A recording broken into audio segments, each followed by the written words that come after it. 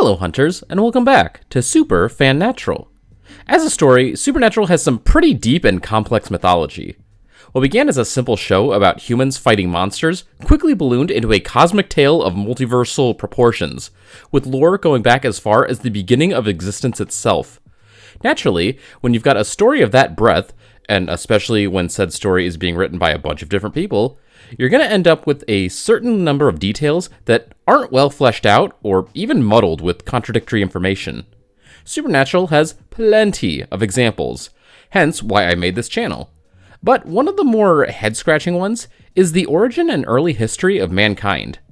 This is one of those bits of lore that's confusing not just because it has limited information, but also because the statements, hints, and details that we do get don't exactly line up seamlessly.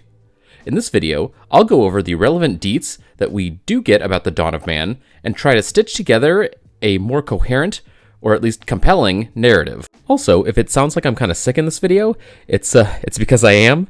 I tried waiting it out as long as I could, but eventually I hit a point where I just kind of had to record or else I wouldn't have a video for February, so sorry if I sound kind of gross. Hopefully I'll get better soon. So, what all do we know for certain about Supernatural's vague prehistory? Well, for anyone who hasn't seen the show, Supernatural roots a good chunk of its lore into Judeo-Christian mythology, though it's not a perfect one-to-one adaptation. There's plenty of things that they change, ignore, or even lampoon. Still, the series did eventually lean heavily into the biblical origins of man. While the show reimagines a number of details, we know that the broad strokes of the story of Genesis are rooted in some degree of truth. With the exception of a few fellow primordials, Chuck, God Shirley, created pretty much everything. The heavens, the earth, the angels, and the beasts, all brought into being by the Lord's divine creativity. It's also an incredibly important point of lore that mankind is not only one of God's creations, but at one point they were considered his favorite, so much so that he ordered the entire heavenly host to bow down and recognize how cool humanity really was. Ultimately, the big man decided that humans deserved a paradise to chill in, so he whipped up Eden, also known simply as the Garden, and stationed his most trusted angel Gadriel as its guardian against evil. Eventually, due to some unspecified satanic serpentine trickery, the human-hating archangel Lucifer was able to sneak into the garden and corrupt mankind in such a way that God decided to boot the entire species and bar them from ever returning to Eden.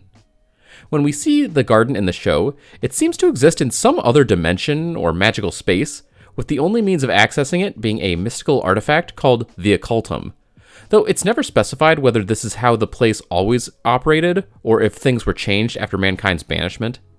It's also never explicitly stated what exactly humans did to warrant eviction, but it's heavily implied that the cause was, or was at least related to, Eve eating the forbidden fruit. Both Eve and the fruit are confirmed to exist in Supernatural, with the quince in question being referred to as something made by God but forbidden to man. Also, I want to point out that the Garden of Eden Eve and the Mother of Monsters Eve absolutely are not the same character. Monster Mommy was never human, instead being some sort of creature that was born in purgatory before the creation of man or even the angels. I don't think that Eve is even the Monster Mom's real name. In fact, like her vaguely related kin, the Leviathans, she may not have even had a real name to begin with. I'm pretty sure that she chose the name Eve as a reference or even mockery of the human Eve. That's not really super relevant to this video, I just wanted to point it out since pretty much every time that I talk about Monster Eve, people comment asking if they're the same. They're not. Anyway, besides Adam and Eve, we know that their sons Cain and Abel are real in Supernatural, though it's not clear if they, or anyone else for that matter, were present in Eden prior to being booted. There's plenty of questions and mysteries about the time between the expulsion and the beginning of recorded history, but for the purposes of this video, the exit from Eden will serve as a nice stopping point. As you can see, there's plenty of blanks to fill in, so where do we start? Let's begin with the actual origins of mankind. Just how exactly did humans come to be? I mean, God takes credit for their creation, but does that mean that he handcrafted Adam from the dust of the earth, then grew Eve from one of his ribs? I mean, at times, the show does seem to imply that's what happened, specifically by introducing Adam himself, having him agree with his title as first human, and showing that he has a heavy dose of God's divine spark stored up in one of his ribs. All that definitely lines up with the literal story of Genesis.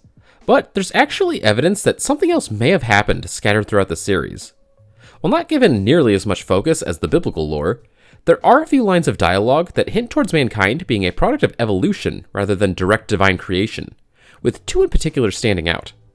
First, in the Season 6 episode, The Man Who Would Be King, Castiel recounts how he saw the first fish flop up onto the land, way back in the day, with another angel telling him that there were, quote, big plans for said fish.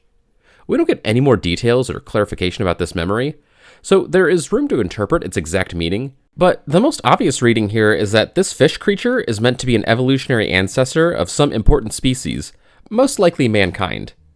Almost exactly one season later, in the episode Reading is Fundamental, we get another prehistoric fun fact from Cass, and for this one, I'm just going to play the clip. You know, we weren't sure at first which monkeys were going to make it. No offense, but I was backing the Neanderthals because their poetry was just amazing. It's in perfect tune with the spheres. But in the end, it was you, the Homo sapiens sapiens. You guys ate the apple, invented pants. So, that essentially confirms that, at some point in the past, Homo sapiens shared the planet with other hominid species, and the fact that angels apparently weren't sure which ones would make it kind of implies that modern man's ancestors weren't exactly getting special treatment. Now, granted, during this scene, Cass isn't exactly himself.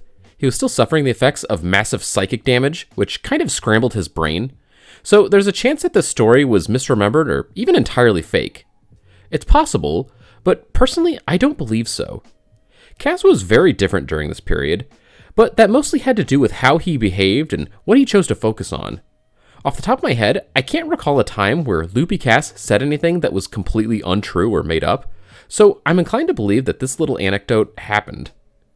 Even if that's the case, there's still a chance that whatever the hell was going on here happened after Eden, and the creationist version of man's origins still holds up. But then, where the hell did the Neanderthals come from? Did God make them too?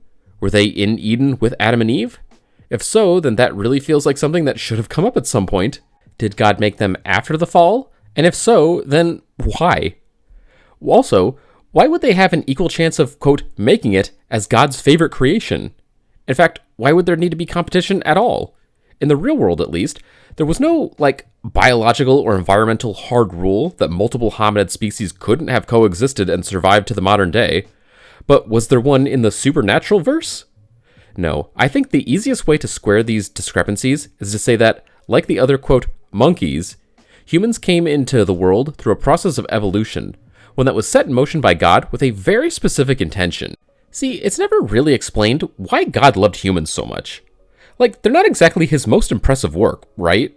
Leviathans are smarter and stronger, angels are more powerful, perceptive, and obedient, pistol shrimp can create little underwater shockwaves to stun their enemies. You get the picture. Also, even if we want to hand-wave the big drawbacks of biological life, it's not like humans are the perfect peak multicellular machines. No, the squishy, gooey sack of strings and pulleys that is the human body has a laundry list of imperfect, inefficient, or even life-threatening design flaws that make it hard to believe that God Almighty would make or see such creatures and declare perfection. There's cooler stuff out there, so what exactly makes man so sick in the Lord's eyes? I've mentioned this in other videos, but my personal theory is that God values humanity for how it interacts with creation. Basically, humans are able to not only see the artistic beauty in the world that God made, they can also expand upon it by creating things of their own that the big guy might not have thought of. This contrasts with other potential faves, like angels, who can perceive the world on a technical level but struggle with creative ability, and leviathans, which are incredibly smart and capable of creation, but only really do so in service of their endless hunger. Obviously, I can't prove this to be true, but I strongly believe that the kindred creativity is what made mankind so special to God, but I don't think that it's something that he just programmed right into their brains. After all, he's already tried directly poofing potential prodigies into being, and it never ended up giving him what he wanted. So, instead of just snapping man into existence, fully equipped with the ability to cook up nacho cheese, God set in motion a long and complex process by which the natural world would give rise to his coveted creative creations, driven by celestial intent, but forged by the forces of the world that they'd need to appreciate, which eventually resulted in a number of frontrunners in the form of the hominids. However, in the end, humans did something, demonstrated some quality that made God say, "Yep, those are the ones," which led to him reaching down to lift them up as his chosen faves.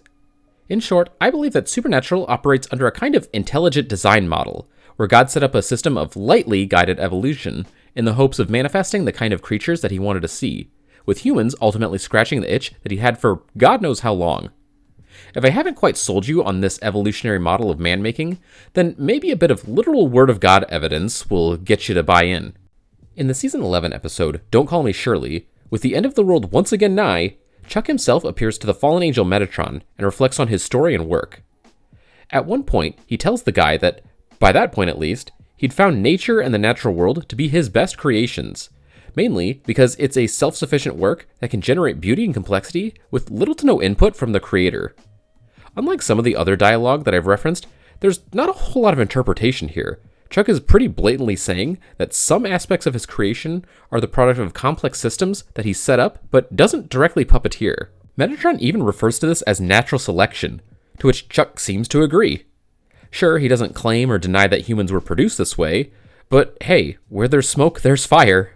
So if Homo sapiens are a product of evolution, rather than direct divine manifestation, then what's up with Adam claiming to be the first man?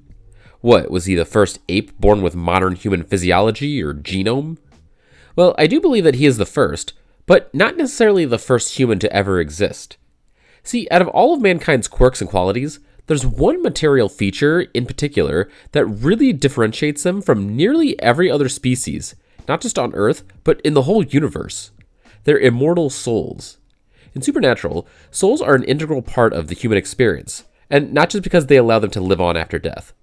No, a soul is also responsible for giving a person many of the qualities that we associate with humanity. Things like emotions, empathy, and the ability to experience joy from things that are abstract or immaterial. Now, those qualities aren't unique to mankind. We see them in all manner of supernatural creature. Hell, we even see them in non-supernatural beings, as the episode Dog Dean Afternoon reveals that many earthly animals are actually much smarter and more aware than mankind realizes.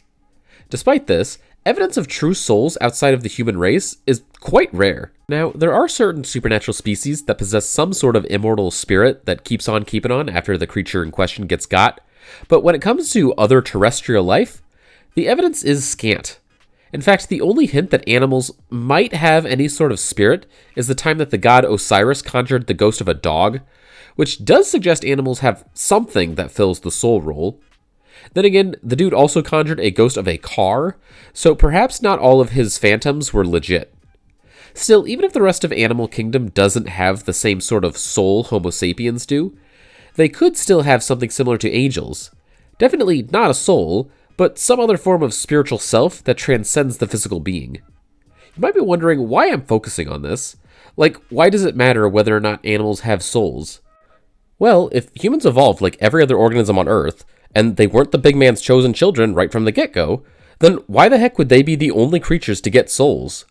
To me, the answer is obvious, because they were the ones that God let into the garden. Yes, I personally believe that mankind lacked souls, at least as we know them, until Chuck chose them for paradise, and upon entering the garden, the species was gifted the little ball of divinity in order to complete their transformation into the type of being that God wanted.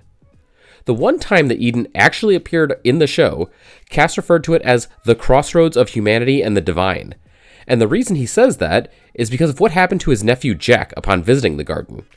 See, Jack, who, for those unfamiliar, is a human-angel hybrid called a Nephilim, had lost most, if not all, of his soul over the course of the previous season, with no known means of repair or replacement. However, after returning from the incredibly short trip, the lad's soul had somehow been fully restored.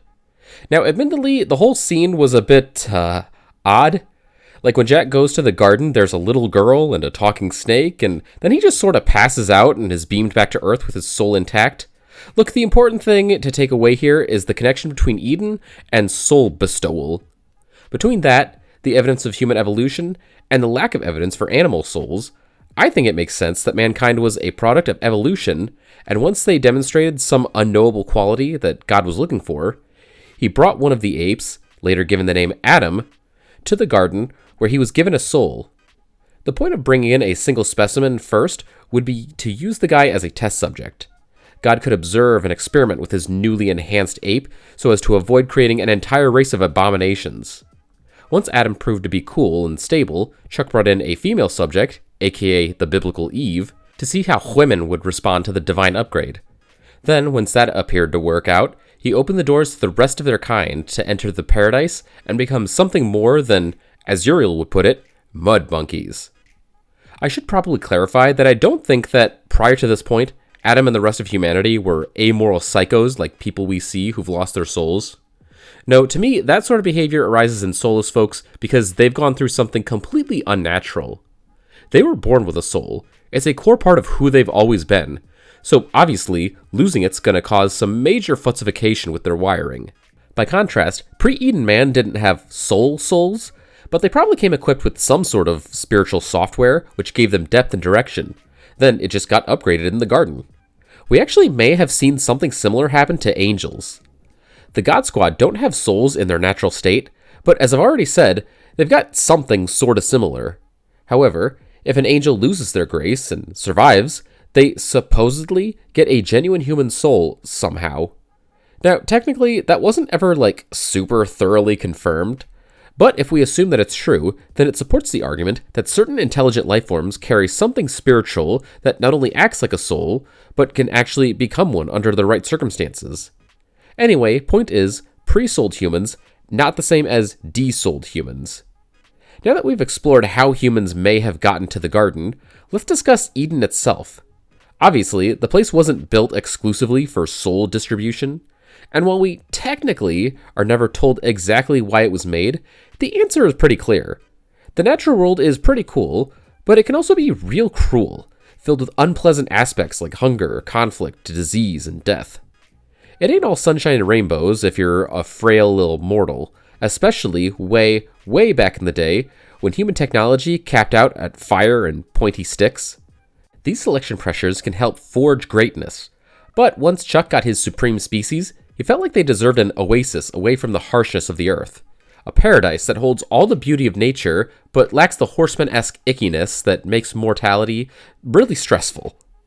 I really don't know if the garden was always in a pocket dimension, or if it was originally a place on Earth, but at the very least, we can be pretty sure that it wasn't always accessed via the occultum.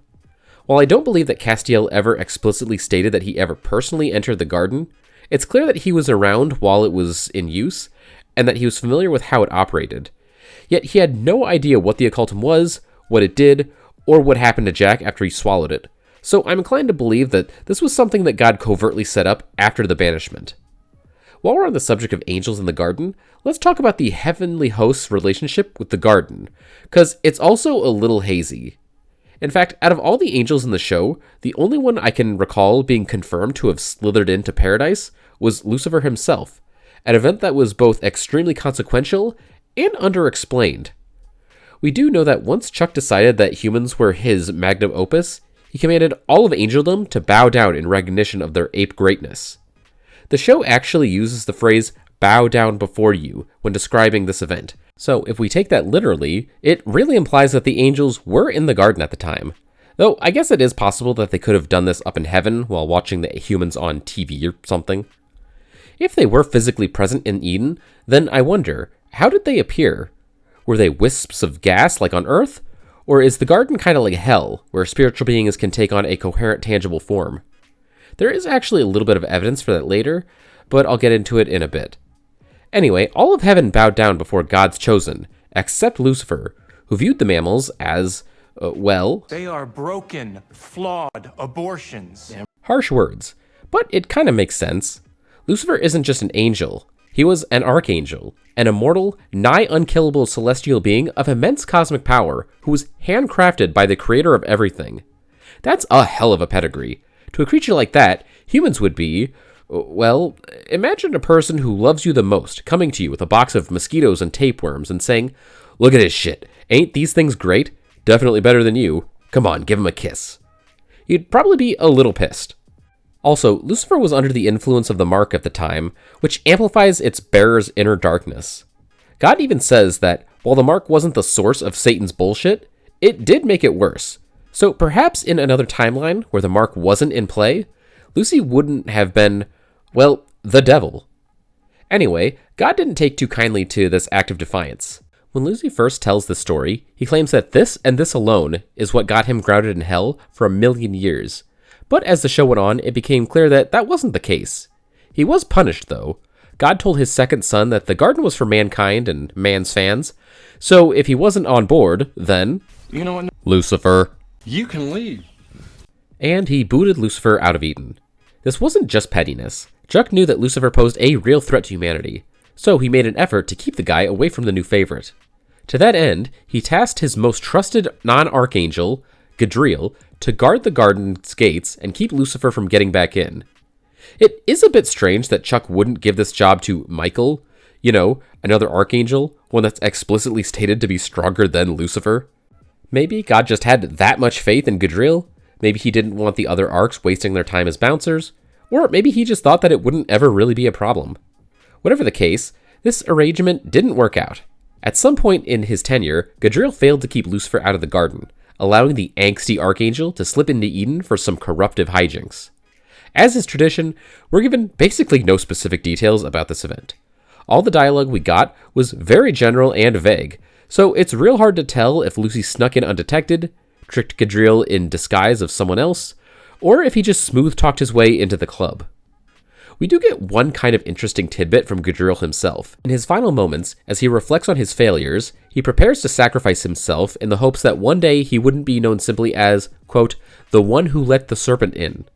In real-world Abrahamic lore, Eve is tricked into eating the forbidden fruit by a talking snake, and while there is debate about whether this serpent was always intended to be Satan in disguise, the connection between the two has become widely accepted canon for most sects. In the show, we do see a talking snake hang out in the garden when Jack warps in, implying that even if this was a vision or symbolic manifestation or something, there was such a creature there back in the day. So was that Lucifer? Did he carry out his Edenic escapades in the shape of a snake? Maybe? But that's a bit odd.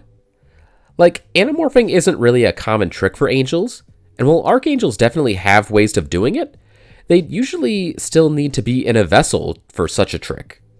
And, if Lucy managed to snag himself a meat suit and mask his essence thoroughly enough to trick Gadriel, then why turn into a snake? He's already in. I guess it's possible that angels were originally able to possess animals, and that ability was nixed after this incident.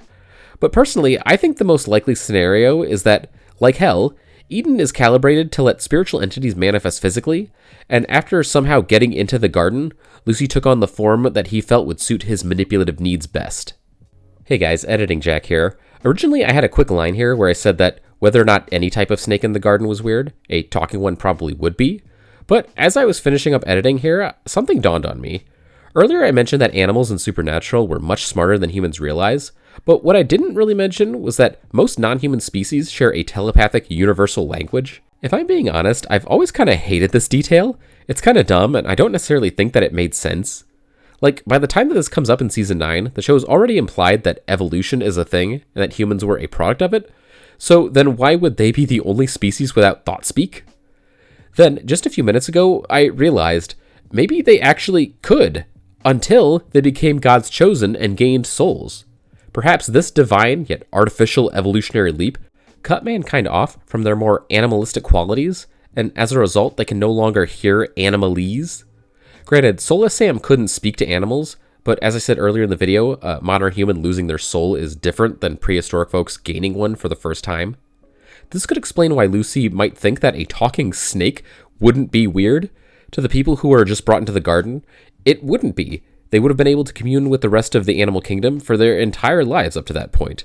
And even if God told them that they wouldn't be able to do that anymore, which he might not have, it still wouldn't be as strange as suddenly being a parcel mouth when you've never been one before. I don't know, maybe I'm talking out my ass. This is literally a last minute addition that I'm choosing to throw in with a little research.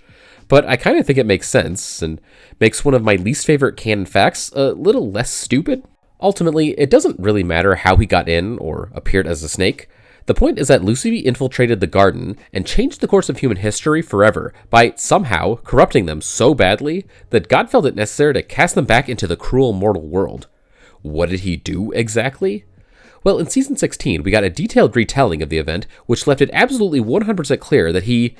Nah, I'm just kidding. Obviously, we never find out exactly. We know that one of the sins that led to Lucifer getting super jailed in super hell was him twisting the souls of early humans into the first demons.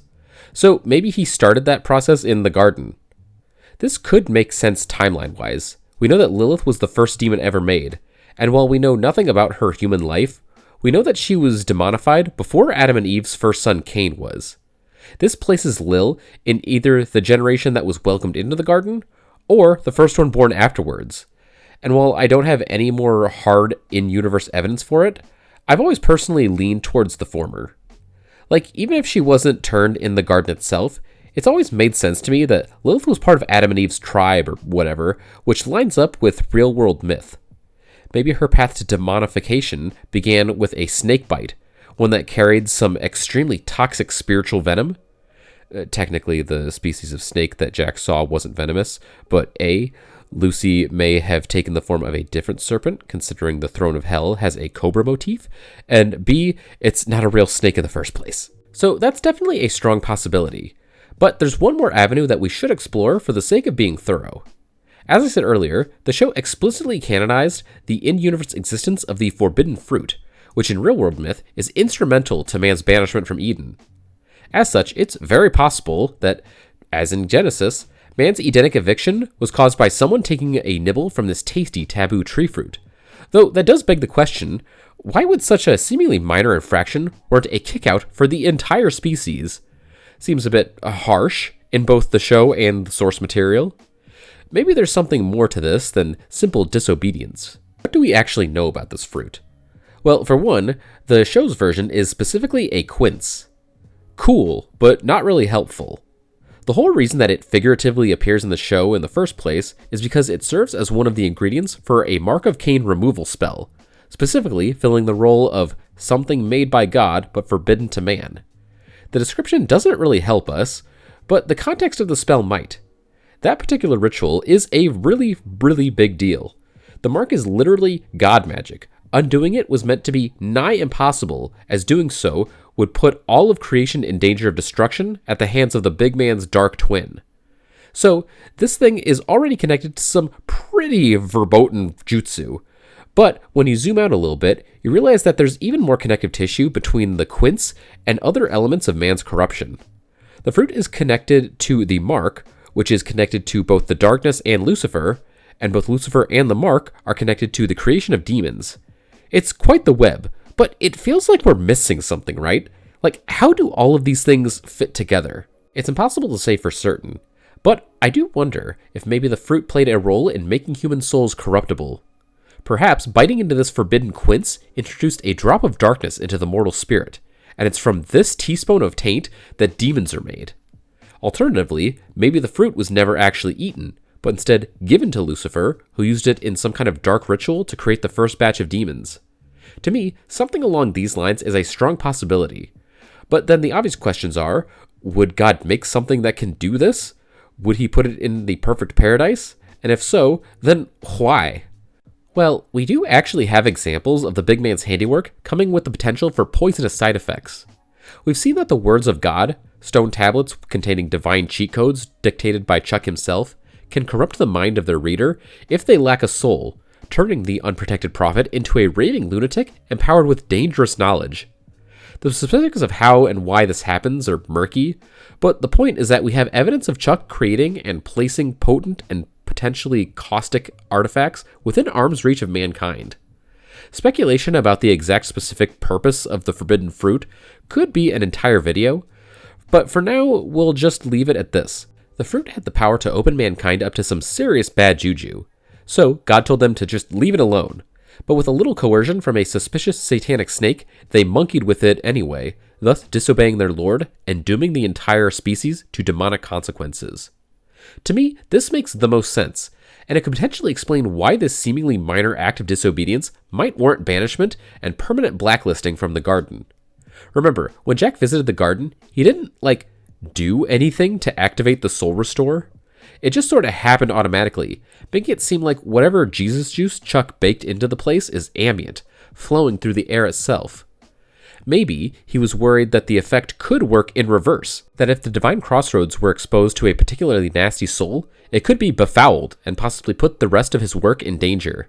This fear could make sense if the fruit and its properties were tied to the mark or the darkness, and this would further explain why souls from hell, even ones who weren't demonified, are permabanned from heaven unless God himself carves out an exception. Again, we can't fully prove any of this to be true, but I definitely believe it. So, one way or another, mankind soured their perfect creation status and got yeeted out of paradise to wander the still cool but also cruel natural world. We don't know how long humanity stayed in the garden, but we do actually have an incredibly helpful reference point for how much time passed between the eviction and the modern day. In his one and only appearance, Adam, the first man, claims to have been beefing with God for around 300,000 years, meaning that not only is the dude that old, but most of that time was probably post-garden time.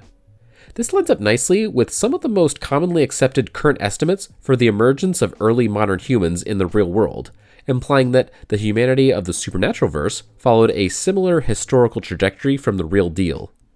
Granted, it is confirmed that certain, let's say, evidence-lacking biblical events, such as the Great Flood, did actually occur in the show's universe, but I'll save those topics for their own videos. For now, we just settle on the idea that after being cast to the earth, mankind went through a Stone Age, a Neolithic Age, an agricultural revolution, and eventually a Bronze Age. Other, more magical stuff probably happened during that long-ass time, but the larger story of man's cultural and technological evolution is probably very similar to actual history. But what do you guys think? Do you agree with me? Does any of that make sense? Let me know in the comments below. Once again, I'm sorry for sounding like death in this video. It should be better in the next one. I'll have more content for you soon, but for now, carry on.